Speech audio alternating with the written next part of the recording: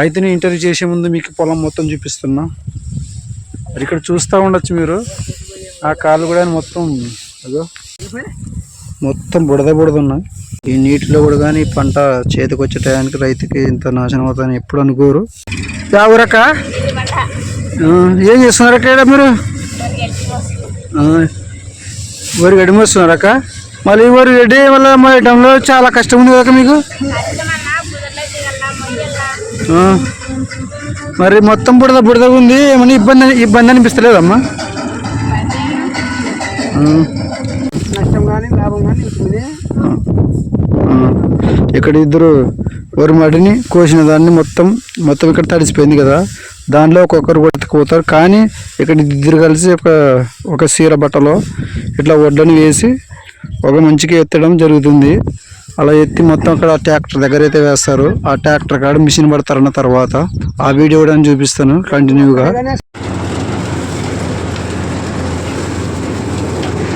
ఇది tractor machine. మొత్తం ధాన్యాన్ని మొత్తం ఇక్కడ లోపల మొత్తం గింజలు అయితే పంపిస్తుంది. గింజలు పంపించడానికి ముందుగా అన్న మొత్తం ఇక్కడ చేతులతో ధాన్యాన్ని మొత్తం అలా మిషన్లోకి అయితే వేస్తారు.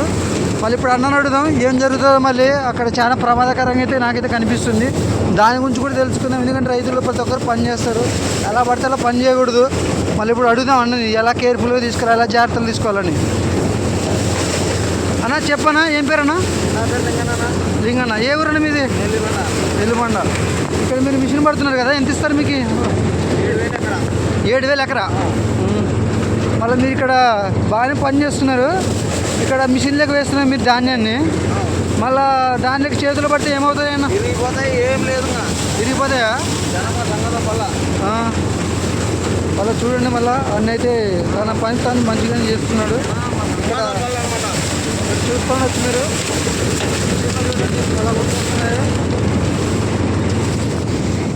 ఇక్కడ పెద్ద అయినా తీసి మొత్తం ఇట్లా పైకి వేస్తే అన్న మొత్తం ఇక్కడ ధాన్యాన్ని ఇక్కడ లోపలికి అయితే వేస్తారు. అక్కడ అక్క వాళ్ళు మొత్తం ధాన్యాన్ని అక్కడ మోసుకొని వస్తున్నారు. ఇద్దరు కడతా ఉంటే ఇద్దరు మోస్తూ ఉంటారు. ఇలా పని తాను చేసుకుంటూ వస్తూనే ఉంటారు. ఇట్లా ధాన్యాన్ని అట్లా పైకి వేస్తే ఈ పెద్ద ఆయన సపోర్ట్ చేస్తారు. అక్క తెచ్చినది ఆయన ధాన్యం మొత్తం అట్లా సపోర్ట్ చేసి ఆయనకు అందిస్తాడు. ఆయన వచ్చేసి మొత్తం మిషన్ లేకేస్తే అక్కడ మిషన్ అక్కడ స్పీడ్గా ఆడి అక్కడ ధాన్యాలు మాత్రం మొత్తం అక్కడ బయటకు వచ్చేస్తుండే. పదాన్ని మళ్ళీ చూద్దాం. ట్రాక్టర్ ఎప్పుడు ఆన్లైన్ ఉండాలా. దీనికి కూడా డీజిల్ కూడా బాగానే ఖర్చు అవుతుంటుంది. తర్వాత దీనికి సపోర్ట్గా అది ఉంటుంది. దాని సపోర్ట్తోనే ఈ మిషన్ అయితే పనిచేయడం అయితే జరుగుతుంది. ఈ మిషన్కి ముఖ్య కారణం అది ఉంటేనే ఇక్కడ మిషన్ కూడా ఆడుతుంది, లేకపోతే ఆడదు. అక్కడ మొత్తం ధాన్యం మొత్తం అక్కడ మిషన్లోకి వేస్తే ఇక్కడ గింజలు అయితే వస్తాయి బయటికి. ఈ విధంగా గింజలు వస్తాయి. అక్క వాళ్ళు మొత్తం దీన్ని రైతులు ఒక సంచుల రూపాయలకి మాత్రం వేసుకుంటారు.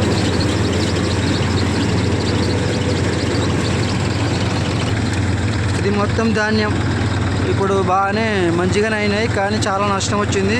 ఎందుకంటే అక్కడ నీళ్ళు ఎక్కువ ఉన్నాయి కదా, అక్కడ నీళ్ళలో మొత్తం తడిసిపోయినాయి. ధాన్యం లేకపోతే బాగుండే. అట్లా తన బిడ్డ అట్లా కష్టపడి వాళ్ళ అమ్మకి ఇచ్చేస్తే ఇట్లా మొత్తం ఒక సంచి రూపంలో వేస్తుంది అక్క. తడిగా ఉన్నాయి అక్క, అవి తడిగా ఉన్నాయి. మళ్ళీ చాలా నష్టం వచ్చింది కదా అక్క. 7 చాలా నష్టం వచ్చింటుంది. అక్క అయితే ఏం చెప్పట్లేదు, కానీ చాలా బాగా ఉంది అక్క కూడా చూస్తూ ఉండొచ్చు మనం.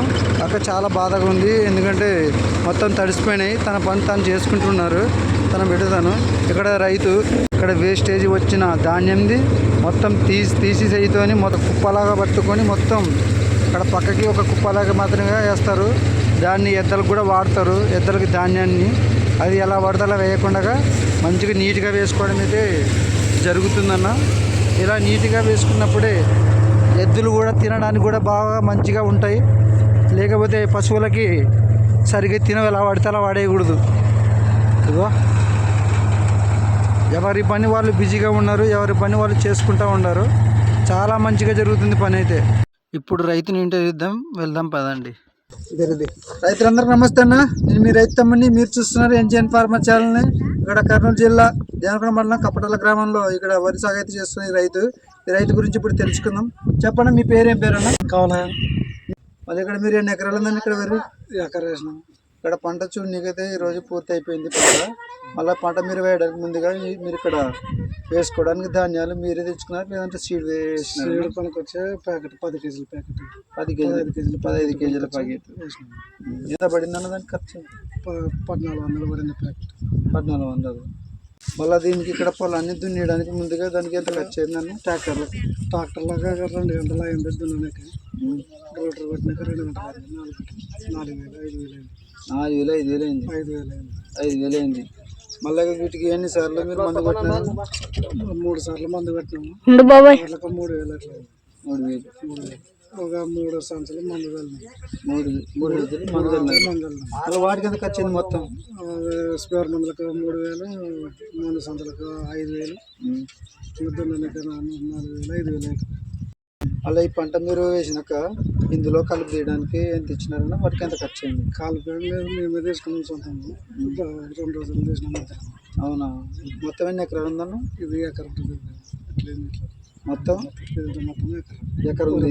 ఊరుమాడి పంట అయితే బాగానే వేసినారన్నా. కానీ మళ్ళీ ఇక్కడ ధాన్యం మొత్తం నీటిలో పరిగి మురిగిపోయింది. దాని పరంగా మీకు మళ్ళీ నష్టం వచ్చింటుంది. మళ్ళీ ఎంత నష్టం వచ్చింటుంది అని ఒక 5-6 వేలు, 10,000 నష్టం వచ్చింది. 10,000 నష్టం వచ్చింది. వరి ధాన్యానికి ఇప్పుడు మార్కెట్లో ఏ విధంగా ధర నడుస్తున్నాను? 3,500 కొంటాం బియ్యం. ఓట్లు అయితే 3,000 అట్లా. బియ్యం అయితే 3,000 4,000 పోతున్నాయి. 4,000 దగ్గర.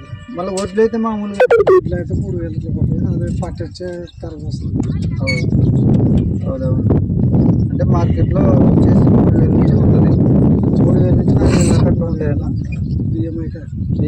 ఓట్లు అయితే 3,000 దాటి. బియ్యం అయితే 4,000 దాకా ఉంటాయి. వడ్లు అయితే 3,000 దాకా ఉంటాయి.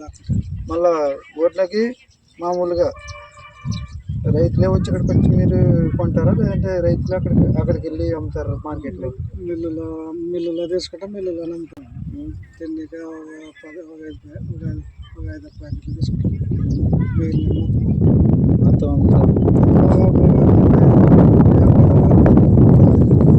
ఒక 5-6 వస్తుంది.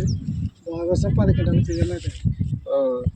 5 క్వింటాలు వస్తే 10 క్వింటాలు పూర్తిగా నష్టం. ఈ వానలు పడి అంతగా నష్టం ఏం లేదు. అందుకే ఇక్కడ వానలు పడినందుకు మొత్తం కెన్నగా ఇంకిపోయింది. జోమ వచ్చింది. కన్నా మురిగిపోయింది. గడ్డి మురిగిపోయి మొలకలు వచ్చినాయి. మళ్ళీ పోయినసారి పంట బాగా వచ్చిందన్న. పోయినసారి పంట వరిగడ్డ మీరు వేసినారు ఇక్కడ. ఇది వేసినాం. 10 క్వింటాలు బియ్యం అయినాయి. 10 క్వింటాలు బియ్యం అయినాయి. ఈ సంవత్సరం ఏమాదిరి అయితే మళ్ళీ మామూలుగా ఒక ఎకరానికి వచ్చేసి వరి బియ్యం మరి ఎన్ని క్వింటాల దాకా వస్తాయన్న? 15 నుంచి 20 క్వింటాల దాకా వస్తాయి. వానలు ఎక్కువ పడకుండా తక్కువలో పడితే మళ్ళీ ఈరోజు ఇక్కడైతే మళ్ళీ మిషన్ ఎక్కి పడుతున్నారా? మిషన్కి వెళ్ళి ఇచ్చినారని మీరు బాగా 3,000 కోయడానికి అయితే మీరే కోసుకున్నారు. మంచులో ప్రకారం లెక్క వేసిన 5,500 మిషన్కి 3,000 కోసాక 4,000.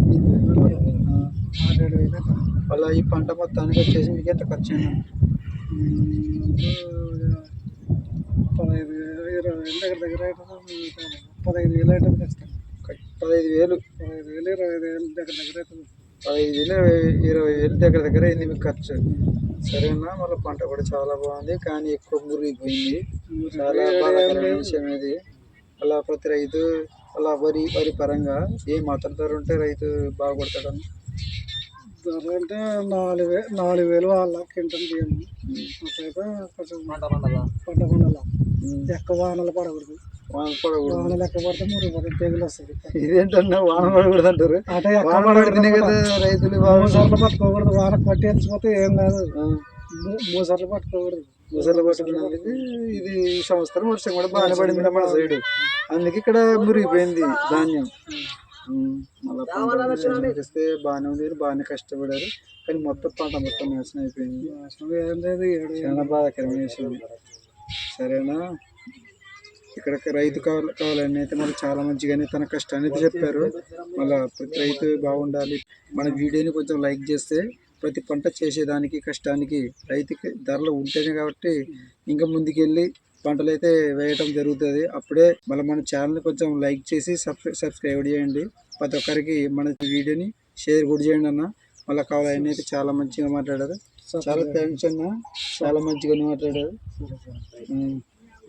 మరి లాస్ట్లో మన వీడియోకి లైక్ చేయండి, అలాగే షేర్ కూడా చేయండి, సబ్స్క్రైబ్ చేసుకోండి. బాగున్నారు, రేపు వీడియోతో మళ్ళీ కలుద్దాం. అందరికి నమస్తే.